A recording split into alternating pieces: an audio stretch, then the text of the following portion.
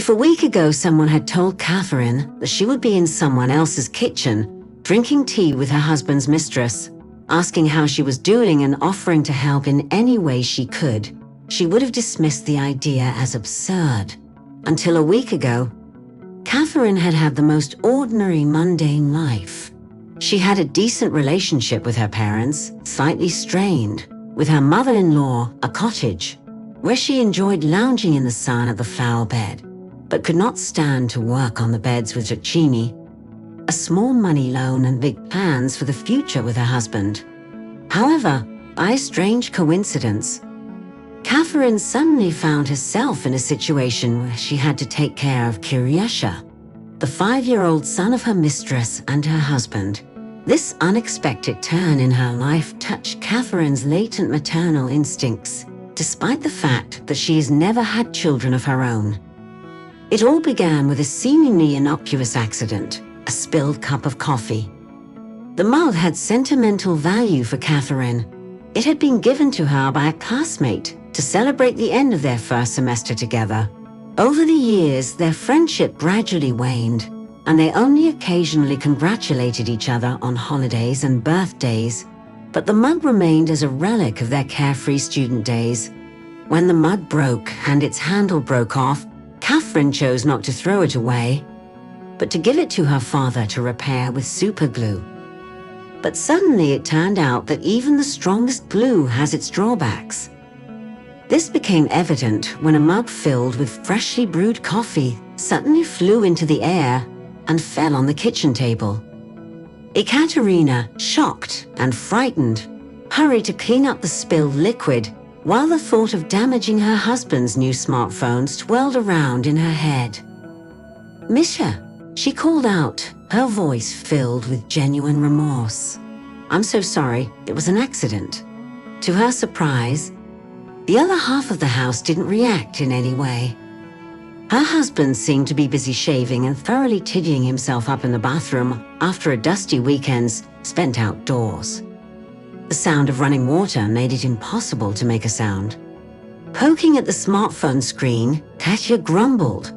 "What's wrong with this thing? Is it still working?"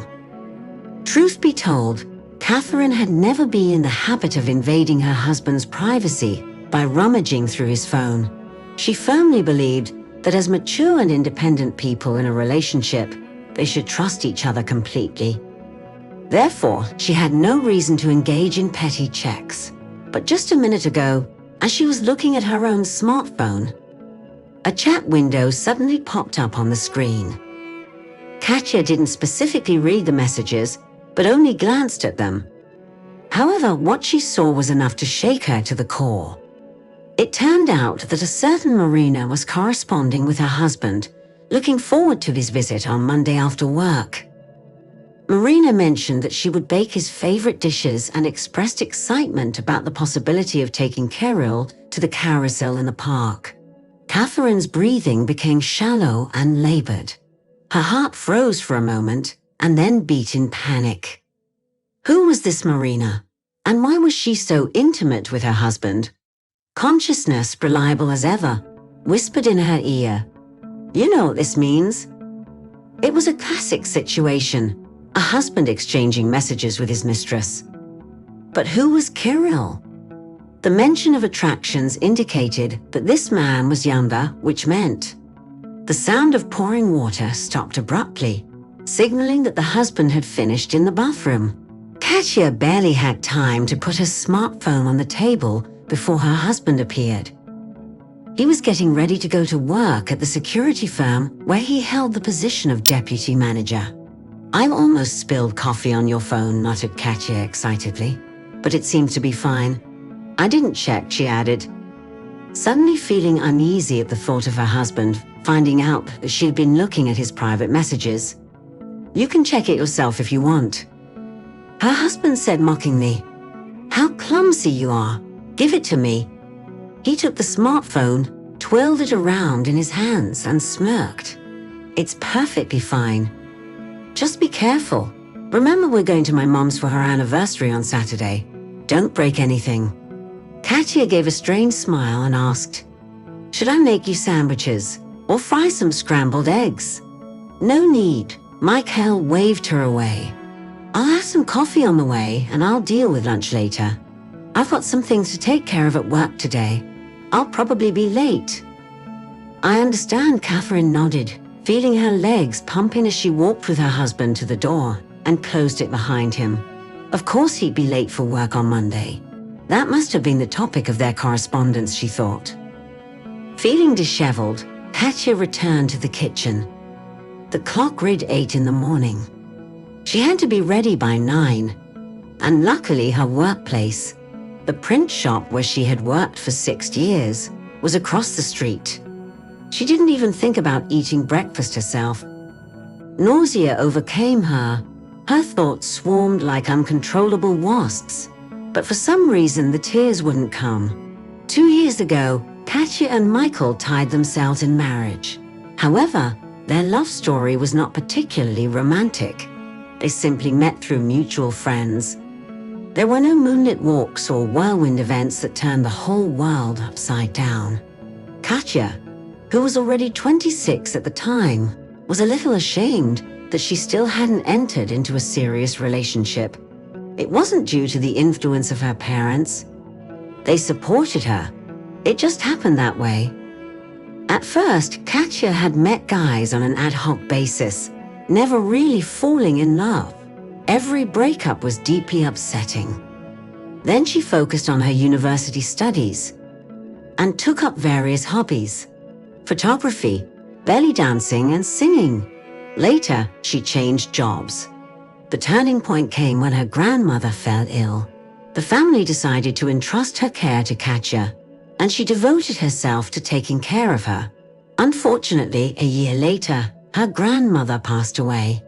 It was at this time that Katya met Michael.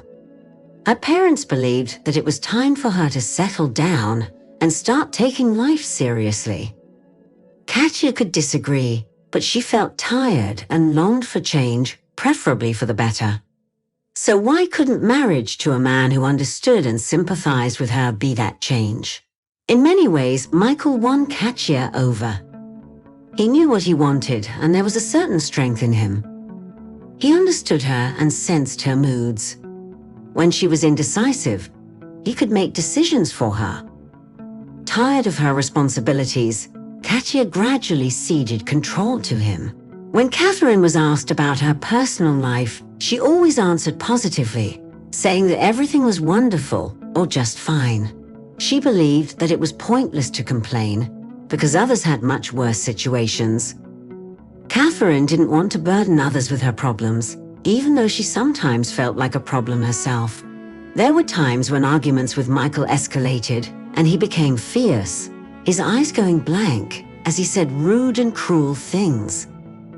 Although he never directed his aggression at Catherine physically, the walls and furniture sometimes took the brunt of his anger. Apologizing afterward, Michael claimed he didn't know what had gotten into him. If Catherine did not forgive him immediately and sulked, he made another snide comment, implying that she would run to complain to her parents. Catherine did complain to her father a couple of times about her husband's abusive behavior. Her father became suspicious and advised that if things got worse, she should consider divorce. He even mentioned that he would take matters into his own hands if necessary, given his boxing background. As a result, Catherine decided to keep her problems to herself just in case. Catherine's personal family life didn't end there. However, everything changed that morning when she found out that her husband had been unfaithful. And now Catherine was faced with the difficult task of deciding what to do next. Her initial instinct, ingrained from childhood, was to seek refuge with her parents when things went wrong. However, she immediately discarded that thought. It wasn't because she was afraid of her father's retaliation against Michael. Rather, she didn't want to put the responsibility for her failed marriage on her family's shoulders. She felt foolish for choosing such a man to be her husband, and she wanted to handle the situation herself. She longed to confront him directly, to corner him and look him in the eye and ask him, "How could you betray me?" What did I do wrong that you had to resort to treason? If something was bothering you about our relationship, why couldn't you just talk to me or even consider divorce without causing so much pain? She had a lot of questions she wanted answers to. Just as she was immersed in her thoughts, she received a call from a coworker. "Katya, are you okay?" the coworker asked. "Yes," she replied. "Why?" "It's 10:30 and you're still not here." Catherine looked at her watch in shock and realized how imperceptibly time had flown by. Despite the turmoil in her personal life, she went to work and held out almost until the end of the working day, although she herself could not understand how. Then she plucked up the courage to lie, saying she had an excruciating toothache and urgently needed to go to the dentist to justify leaving early. She had one goal: to follow her husband. To accomplish this, Katya needed to channel her inner thriller heroine. "Good evening," she said. "I need a car for about an hour. You see, the situation is tricky." Katya explained that they would be going to her husband's work first, and then to another undisclosed location. The operator from the cab service faltered and sternly stated that they only accepted specific orders, not vague requests. Katya felt insulted by this response. She decided to take a chance and approached one car, a private cab driver waiting for passengers.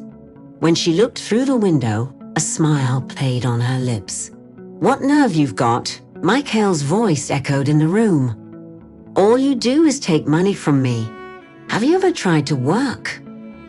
Marina, feeling defensive, replied, "I work, you know. I'm here doing the store, and now I'm also cleaning. I work at the driving school and even at the canteen." "I'm sorry, I thought you'd understand. The doctor said we should treat Kirill's heart while he's still young. That way there's a better chance of preventing." "Oh, spare me," Michael interrupted, emphasizing each word with annoyance. He slammed his fist on the wall. "He's not going to die. And if he's so weak and frail, well, then put him in boarding school or something. And I've said it from the beginning, I don't want this baby. You're the one who created this problem." "That's not true," Marina objected. "You said then that I shouldn't decide to have an abortion, that if I did I would cease to exist for you as a woman. You promised to help." "And I was right," cried Michael. "A woman should give birth no matter what, and take care of herself, because it's called maternal instinct." Catherine frowned, sensing the contradiction in her husband's words. It was the first time since she had learned of his betrayal that she had felt such an acute realization. He had courted her, asked her to marry him, and promised her a happy married life, even though he already had a son with another woman. And from the looks of it, he hadn't forgotten about her all these years. How could he live a lie for so long? How could he not be disgusted? Meanwhile, the conflict in the house continued to heat up. Catherine, for a moment distracted from his own worries, could not help but listen to her husband showered Marina with accusations, recalling how she neglected his attention, as focused on caring for his disabled mother, as changed after childbirth, becoming repulsive in appearance. "Let's break up," Marina said. "Why should we go on like this? It's clear to me now that you never needed us. Let's break up, Misha. We still have a chance to make things work. You can find a woman who will suit you in every way, and I, a husband who will be a stepfather to Kiryusha." It turns out that Michael all this time lied that he's not married. And Marina was with him, not realizing that hurts someone else's family. "I'm tired, Misha," Marina continued. "You come and go as you please. You don't show up for months." "Daddy, I miss you," the boy interjected from across the table. "Daddy, don't you love Mommy and me anymore?" Mikhail replied coldly, "There's nothing to love." And Katya's heart clenched. How could he say such cruel words to his own child? "You're stupid. You can't even read yet. Your mom doesn't even seem to be taking care of you. And maybe you are not my son at all." Purusha burst into tears. Marina rushed to her son and hugged him. "Leave us alone. Please, Misha, let's not quarrel today. I'm tired. I can't take it anymore. If we can't be a normal family, if you don't care about your own son, then..." Marina did not have time to finish the sentence. Michael jumped up and grabbed her arm with force, making her cry out in pain. "Please be quiet. What else do you have in mind? The child won't have a stepfather, and you won't have another man, okay? I'd rather hurt you myself. Or maybe..." Michael grabbed Marina by the hair. "Ah, I see what you're up to. You've already found someone, haven't you? Who is it?" "Misha, stop it, please. You're scaring your son." "Kirill, honey," her voice shook. But she held on as best she could. "Go to the kitchen, get some candy and play there, okay?" "No, let him stay here." Michael grinned gloatingly. That'll teach him how to piss off his father. The next instant his free hand flew up, clenched into a fist, and struck a blow. Catherine didn't even think. She acted on instinct. She rushed to the front door of the house, screaming, banging, and kicking at it. Open up at once. Michael, how dare you?" Silence reigned in the house. Voices were heard. And then the door opened. Seeing her husband up close, Catherine realized something else that seemed strange to her. He managed to drink on the way here. And after all, before that, Katya thought that her husband drinks moderately and only on special occasions. "It's you," Michael marveled. "What are you doing here?" "Ah," he grinned. "You've been following me around. So are you satisfied? Do you want to see how we live here?"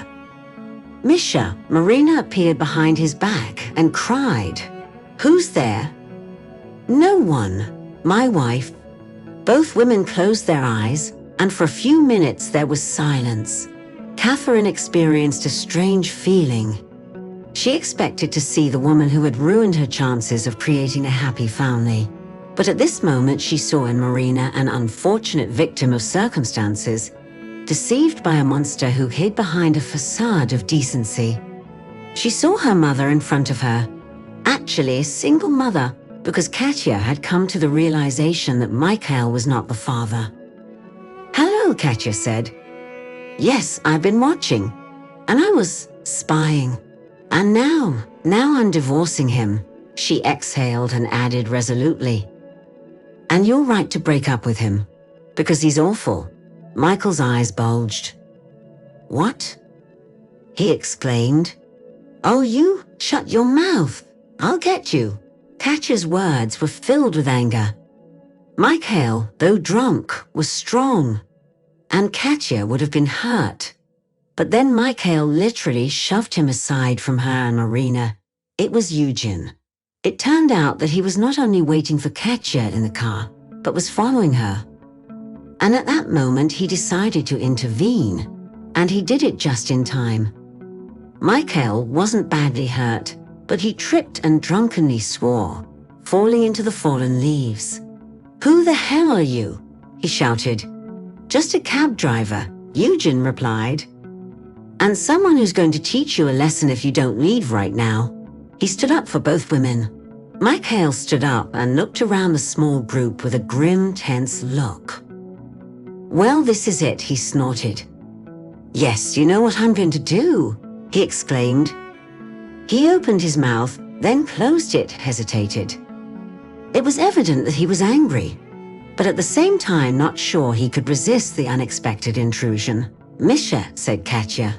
She couldn't silently watch her drunken husband get behind the wheel. "You can't get behind the wheel in such a state." "I agree," Eugene added. But they didn't have time to stop him. Michael climbed into the car with unexpected determination, started the engine, and then, no sooner had he entered the road than the car crashed into the nearest pillar. Katya screamed. Eugene rushed to the scene of the accident, but Michael wasn't even hurt. And yet the right person was called. Unable to bear it any longer, Katya called Michael's parents and asked them to take her son away. This is what became clear that evening. Catherine's in-laws had known all along that their son had another family. They preferred to keep this information to themselves, hoping that he would eventually leave Marina and settle down with Catherine, who, in their opinion, was a more suitable partner for him. "What kind of people are you?" exclaimed Catherine, feeling deeply disappointed at their deception, and yes, at their cruelty to her own grandson. Eugene, meanwhile, lingered at Katya and Marina's for a long time. When Katya tried to apologize to him, he simply brushed her off, assuring her that everything was fine. He even gave her his phone number, insisting that she contact him if she needed help. Later, a late afternoon tea party was held in the kitchen of Catherine's husband's mistress. Katya comforted and encouraged Marina, assuring her that everything would be all right. "I think Michael is a coward," Katya added. "Don't worry, he won't hurt you or Kirill anymore. That's the most important thing." "Thank you," Marina replied, still in shock from everything that had happened. She could hardly believe that Catherine, Michael's legal wife, was treating her with kindness. "He has deceived us both and tried to make us miserable," Katya declared. "But he won't succeed." Naturally, Katya shared everything that had happened with her parents. However, as she feared, she had to dissuade her father from taking personal revenge on Michael. Eventually, the news of the dissection spread among their acquaintances. Some people were ready to defend Michael, finding justification for his actions. However, most of the people in Catherine's circle agreed that his behavior over the years had been absolutely disgusting. And of course, Katya was under no obligation to continue her relationship with Marina. However, the two young women became friends and met frequently. One day, Marina shared with Katya the happy news that a man had appeared in her life and things were getting serious between them, despite the fact that they had known each other for only a short time. "Who is it?" asked Katya, genuinely happy for her friend. "His name is Victor. He's the son of Eugene, that cab driver," replied Marina.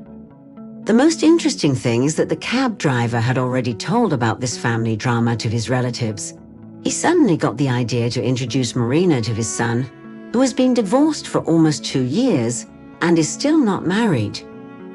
Eugene often drove Marina around the city, not taking money from her for transportation. "I can't believe that everything has worked out so well," exclaimed Marina. "Is such a thing really possible?" "Why wouldn't it be?" shrugged Katya. "That's life." They continued to chat, discussing how Kirill's heart condition had improved since the examination. Katya's family even helped Marina with money for the boy's treatment. As for Michael, he had indeed left town. He made empty promises to fix his life and refused to pay child support. "Everything will be all right," Katya reassured her friend. "He'll answer for his actions." "Do you believe that?" asked Marina. "Maybe," said Catherine thoughtfully. "If things can change for the better in the lives of normal people, then perhaps something must change for those who cannot be considered normal and good."